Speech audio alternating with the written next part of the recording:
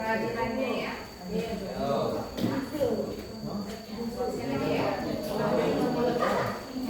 Ahmad Arafi dari mana? Angga Pradea mana Angga? Asyifa Ida Bintang Melon Bintang Melisa Kartika ya? Tiada ya? Dea Itika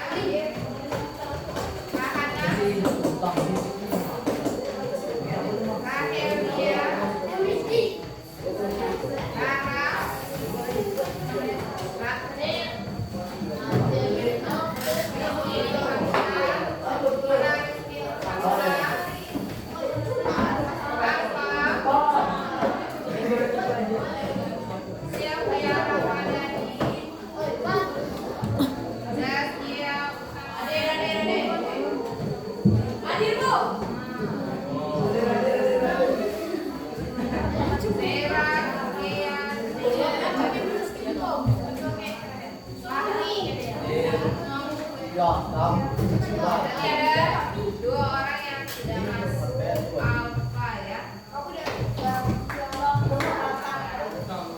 Oke, baiklah. Assalamualaikum warahmatullahi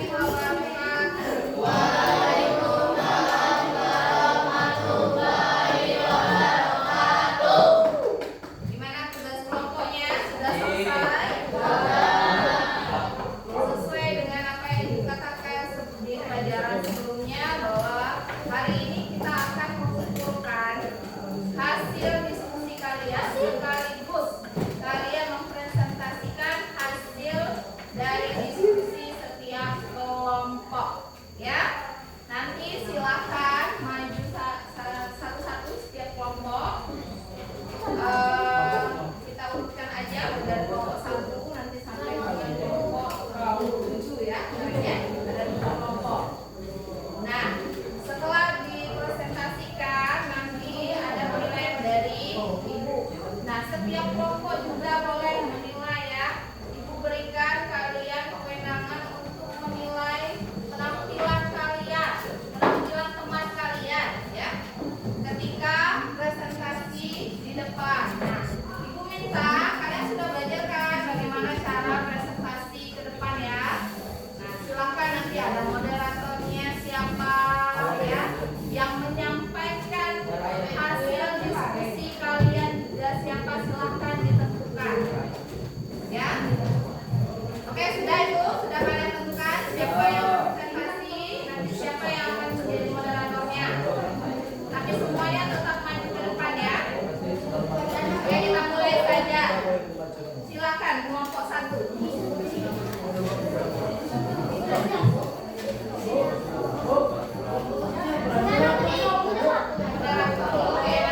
Bawa acara. Jadi yang membelah ya, yang menunjukkan presentasi.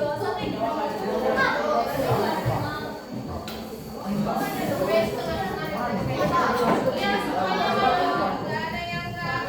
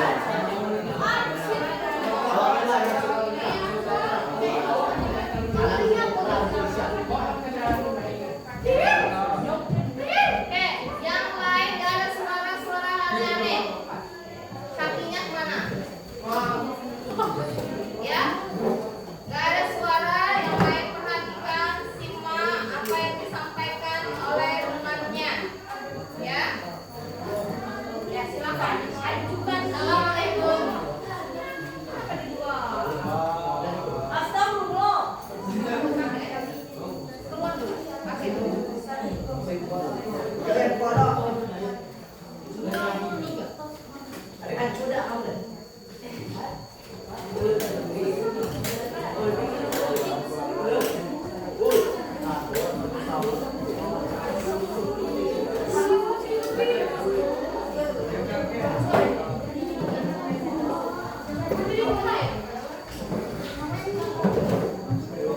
kelompok 2.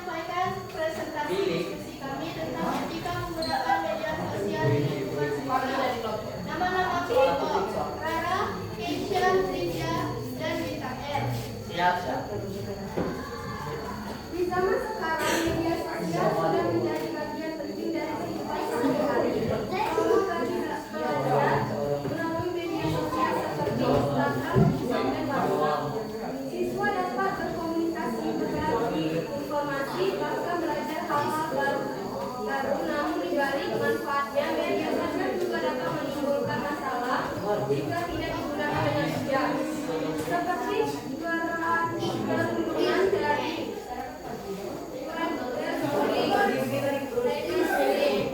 penyebaran hoax hingga pelanggaran privasi. Karena penting bagi kita untuk memahami etika menggunakan media sosial di lingkungan sekolah.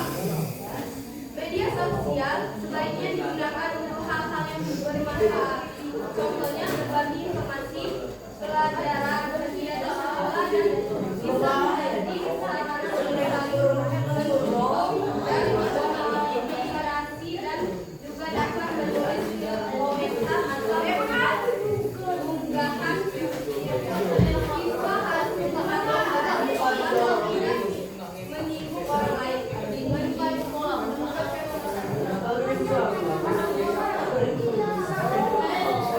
Menggunakan media sosial, menggunakan dengan bijak, menghindari yang namanya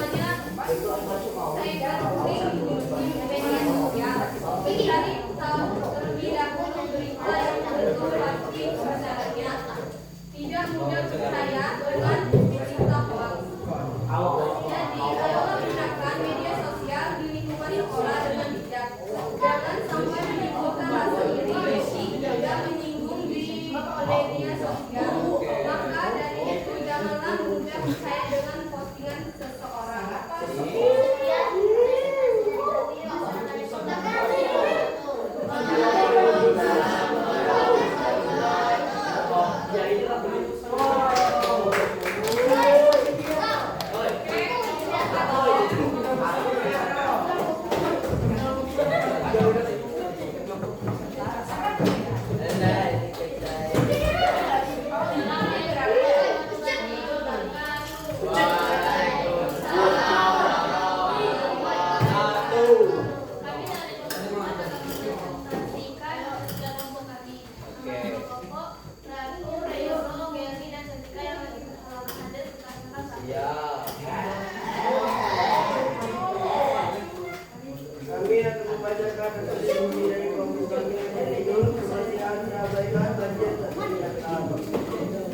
membuang sampah sembarangan itu dapat terlihat dalam sebuah kebiasaan muda saya.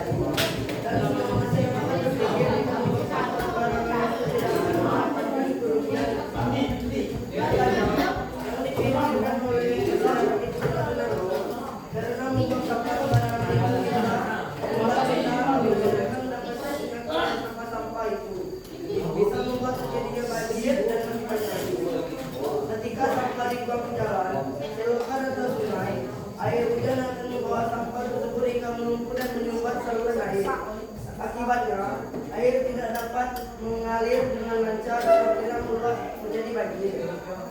Tips agar menghindari banjir: kita harus menjaga lingkungan dengan cara tidak membuang sampah sembarangan. Bekerja sama pada masyarakat lainnya.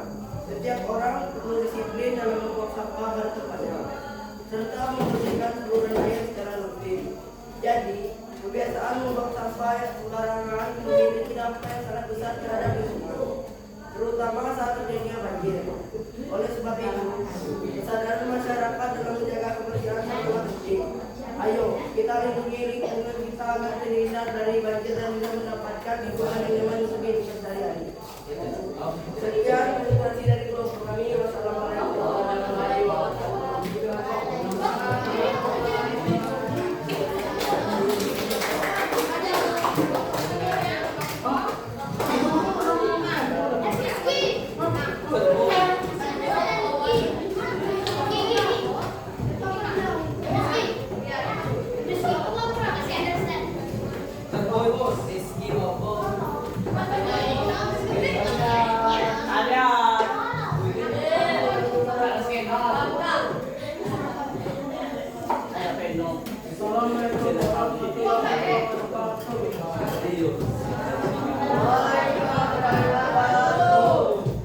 Kami dari Bangka akan menjelaskan di kami mengenai topik penggunaan gawai terhadap edukasi dan untuk belajar siswa dengan judul dampak penggunaan gawai terhadap pembelajaran. Nama anggota kelompok adalah Sylvia, Rizky dan Vena.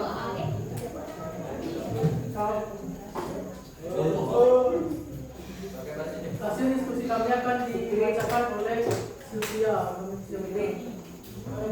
Dampak penggunaan gawai terhadap pembelajaran peserta didik. Di era serba digital ini, gawai telah menjadi sahabat setia bagi banyak siswa. Memudahkan akses informasi dan hiburan yang ditawarkan gawai memang sulit ditemukan. Namun, tahukah Anda bahwa gawai itu menjadi musuh yang mengancam prestasi dan fokus belajar peserta didik? Mari kita telah gawai membuka pintu informasi seluas-luasnya. Siswa dapat dengan mudah mencari materi pembelajaran, mengerjakan tugas, atau bahkan mengikuti kursus online. Aplikasi belajar interaktif pun semakin mudah, membuat proses belajar menjadi lebih menyenangkan. Namun, gawai yang tersedia dapat menyebabkan ketergantungan. Siswa yang sudah kecanduan akan sulit melepaskan diri. Terlalu banyak waktu yang dihabiskan dengan gawai dapat mengurangi interaksi sosial. Mereka menjadi patokan terhadap lingkungan kita dan sulit membangun hubungan yang sehat dengan teman dan keluarga. Lalu, bagaimana cara agar siswa dapat memanfaatkan gawai untuk meningkatkan prestasi belajar tanpa terjebak dalam lingkaran informasi? Berikut beberapa tips yang bisa dicoba. 1. Batas waktu penggunaan. Tetapkan batas waktu yang jelas untuk penggunaan gawai. 2. Ciptakan lingkungan belajar yang kondusif. Hindari menggunakan gawai saat sedang belajar. 3.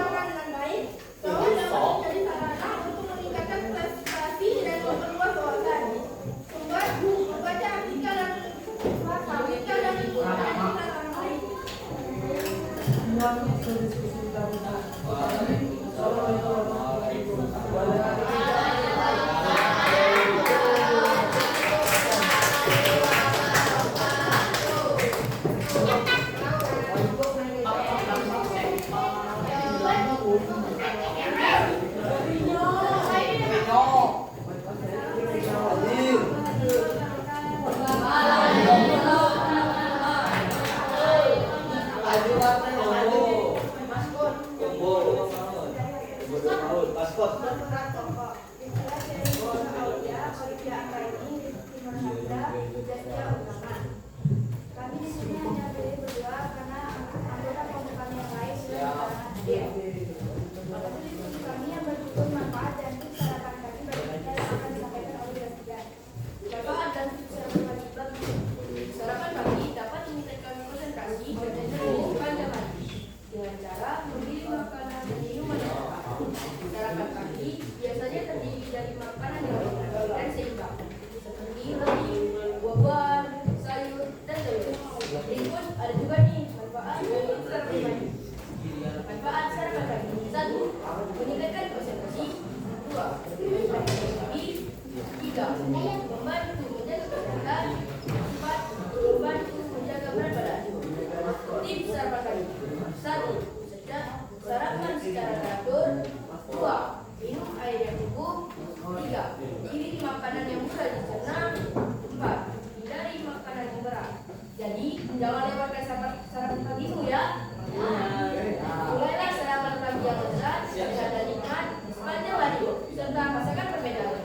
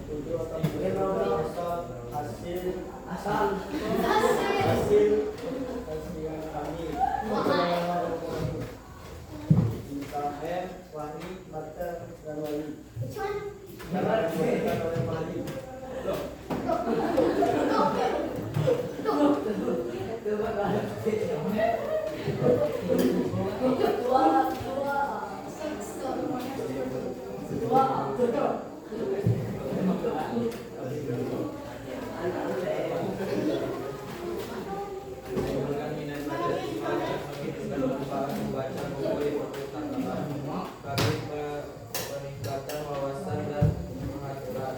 Perpustakaan sering disebut sebagai gudang ilmu karena menyimpan berbagai sumber bacaan yang bermanfaat bagi siswa membaca buku. Di perpustakaan tidak hanya membaca pengetahuan, tapi juga melatih daya pikir dan rasa ingin tahu. Sayangnya dibaca di kalangan siswa masih rendah. Maka dari itu perlu ditumbuhkan kesadaran bahwa membaca perpustakaan merupakan cara mudah dan menyenangkan untuk memperluas wawasan. Perpustakaan menyimpan buku seperti buku pelajaran, ensiklopedia, majalah dan karya serta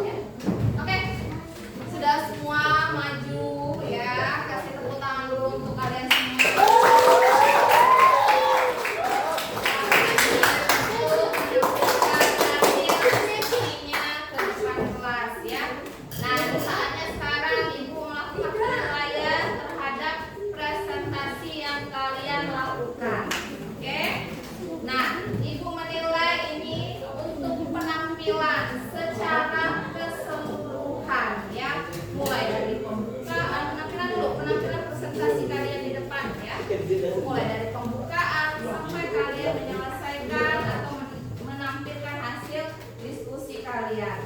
Nah, untuk pertama pembukaan ya. Kalau kita melakukan sebuah presentasi, itu kalau ke depan yang nggak ada lagi goyang sana, goyang sini ya. Ya. Terus nggak ada lagi takut-takut, nah ya. Tampilkan apa yang ada pada diri kalian. Harus percaya diri, ya. Mau urusan benar salah nanti, ya. Yang penting pede dulu.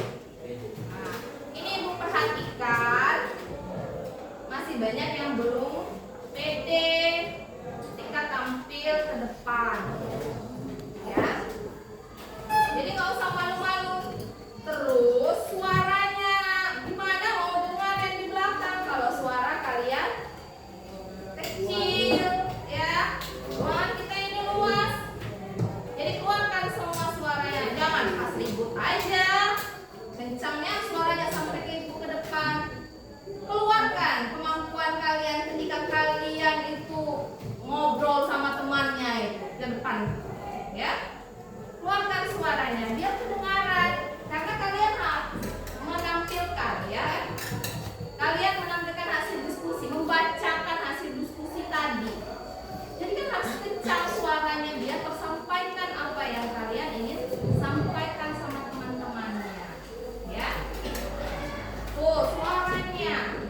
Selanjutnya intonasinya ketika kalian membacakan, ya. Dari sekian 1 sampai 7 tadi, yang tepat bacanya itu kelompok Zaskia dan Olivia. Yang intonasinya tepat, kalau dia bertanya ya kasihkan kalimat tanyanya, bacanya ya. Jangan lurus saja baca. Gimana orang mau ngerti kalau lurus udah kecil suaranya, lurus aja, ya kan? Lurus aja. Jadi harus ada intonasinya ketika kalian membaca sesuatu di depan, biar orang yang dengar itu paham.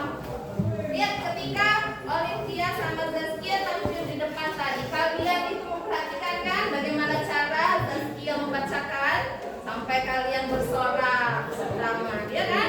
Berarti kan kalian tertarik kan untuk mendengarkannya. Nah, ya.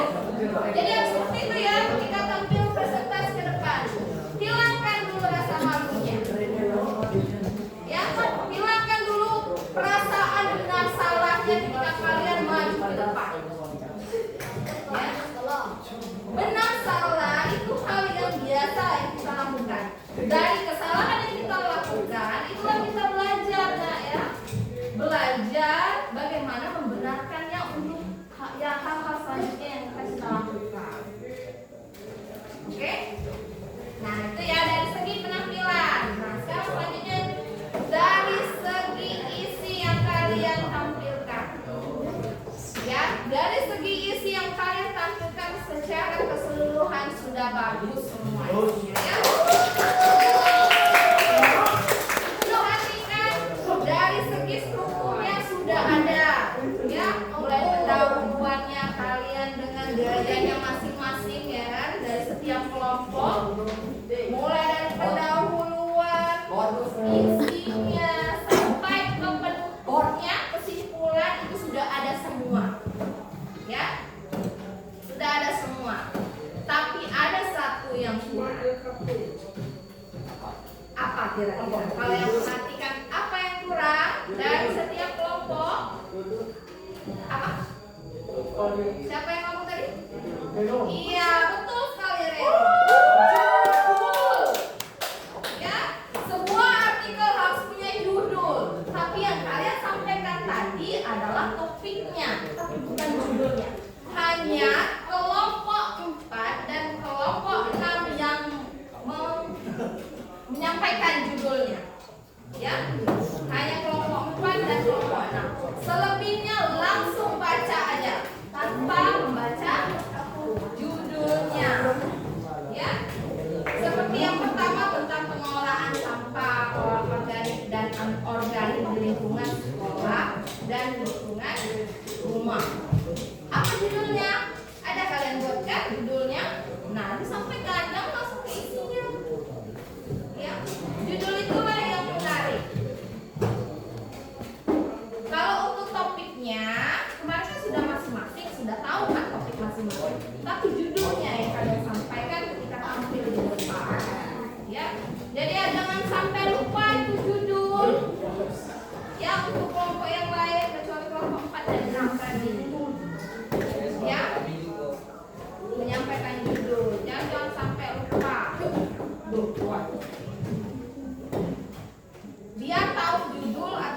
juga alasan intonasinya, alasan batasnya. Ya, judulnya apa? Berhentilah sejenak, baru sampaikan isinya. Biar orang tahu judulnya. Ya. Oke, ada dari sini yang mau bertanya tentang artikel ilmiah, gimana, sudah paham? Kalau Paham? Ibu mau tanya dulu. Siapa yang mengumpulkan informasinya dengan wawancara? Ada nggak? Dengan wawancara? Nggak ada. Kuesioner? Nggak juga. Terus bahan bacaan lainnya? Iya, berarti semuanya menggunakan bahan bacaan lainnya. Nah, nanti jangan sampai lupa kalau kalian mengambil bahan bacaan lainnya, ada hal-hal yang kalian kutip, itu boleh kalau dari internet, berarti halaman webnya ya, halaman webnya dicantumkan, ya, jangan sampai enggak, atau bacaan dari buku-buku lain, buku apa, karya siapa, ya. Nah itu juga dicantumkan, biar nggak jadi plagiat, ya. Jangan sampai jadi plagiat. Nah itu jadi dicantumkan ya. Oke, silakan dikumpulkan hasilnya ke depan kelas dan guru kembali ke masing-masing. Ya, kembalinya masing-masing.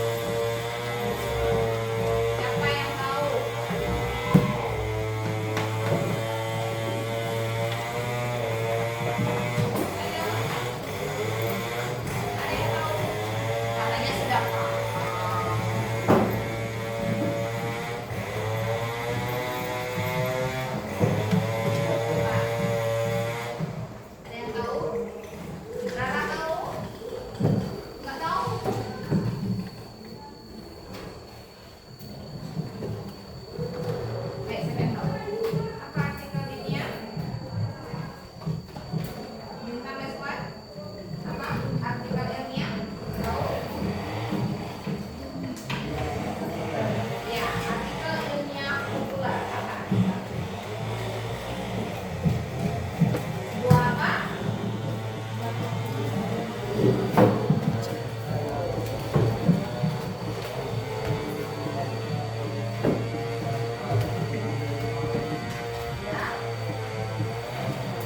mudah dipahami. Jadi sebuah apa tuh? Kata kuncinya yang mana yang ibu kasih tahu? Iya, karya tulis. Karya tulis apa? Yang berisi apa? Pengetahuan, pengetahuan. Bahasanya bagaimana? Bahasanya benar dan tidak dipahami.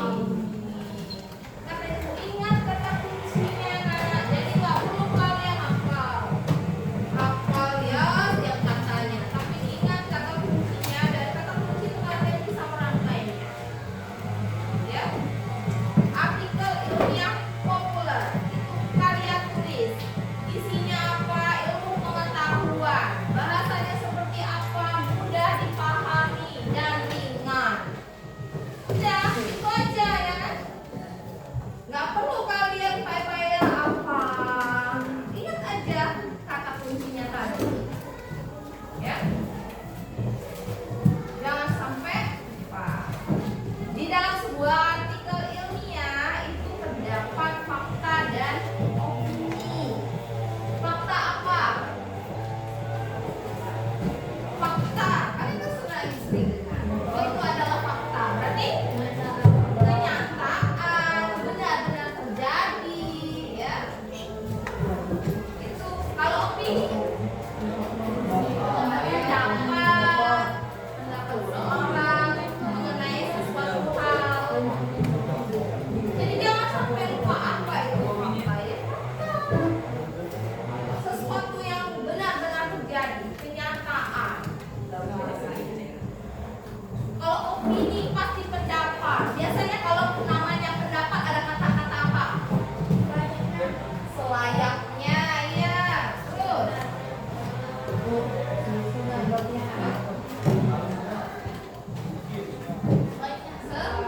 seharusnya, ya. Sebaiknya. Sudah ada kata-kata itu, sudah pasti dia menentukan opini. Jadi jangan sampai kalian lupa hal-hal yang seperti itu dalam membuat artikelnya. Nah, juga kalian harus bisa membedakan antara topik dan judul, ya. Tuh, jangan sampai lupa juga topik dan judul. Topik bisa jadi judul, tapi judul belum tentu topik, ya. Gitu. Jadi kadang itu dalam sebuah teks judulnya itu tapi topiknya beda. Ada ya hal-hal seperti itu. Makanya ketika udah topik itu bisa kamu jadikan judul. Tapi judul tentu bisa menjadi sebuah topik dalam sebuah teks. Tapi kalau untuk artikel ilmiah biasanya ya judulnya itu pasti topiknya itu, ya. Jadi jangan sampai salah. Itu untuk ada beberapa teks yang memang beda antara judul dan isi.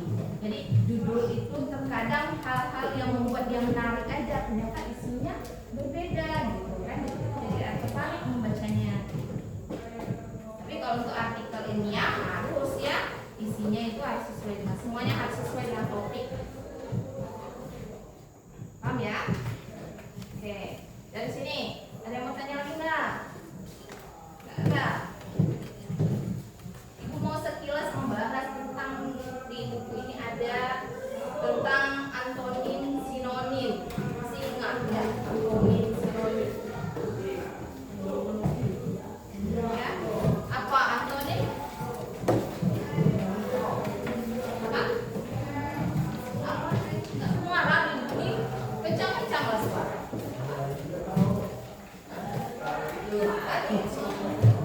Apa antonim? Antonim.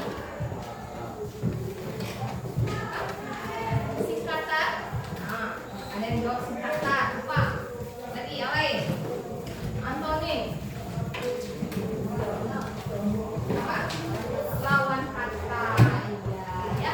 Jadi kurang pada ya untuk singkatan. Dan itu lawan. Jadi ingat, ya.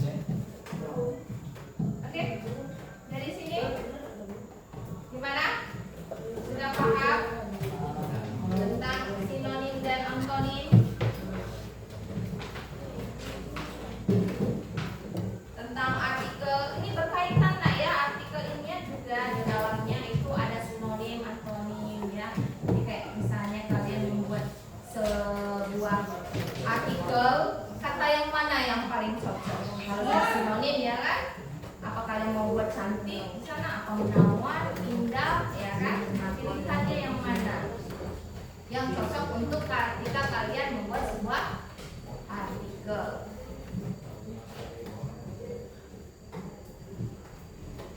Oke, kalau tidak ada, sekarang ibu mau kalian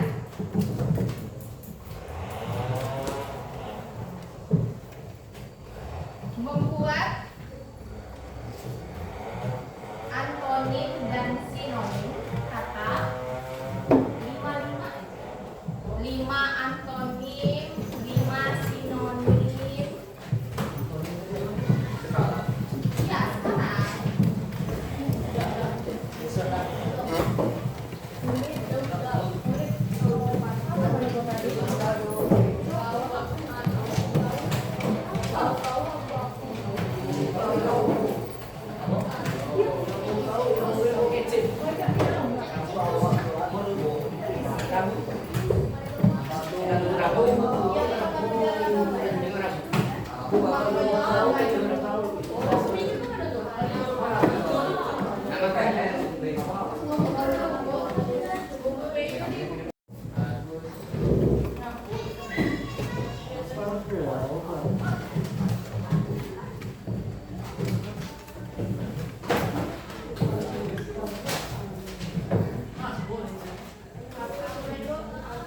Antonim dan sinonim.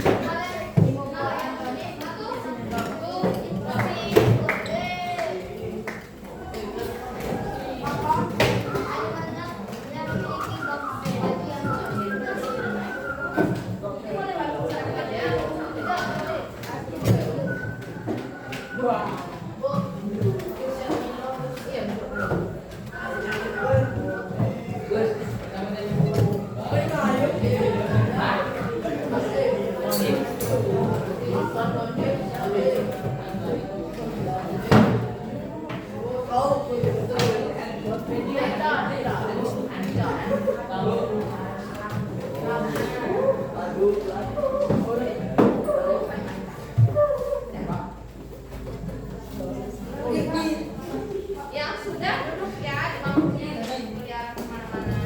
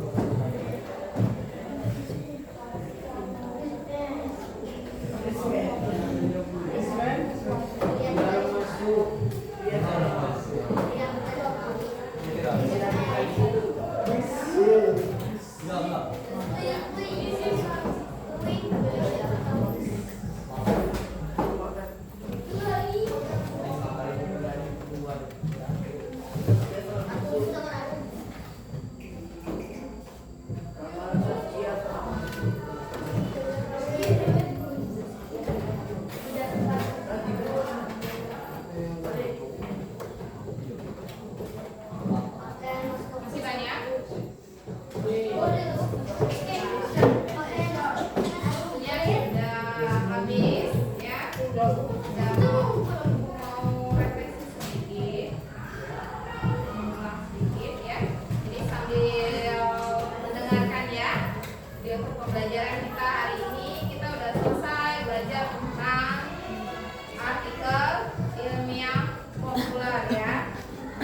Nah, kalau kita sudah selesai tentang pembelajaran ini, jadi untuk Rabu depan kita akan ulangan ya, ulangan harian jadi sumatif penilaian tentang materi artikel ilmiah populer.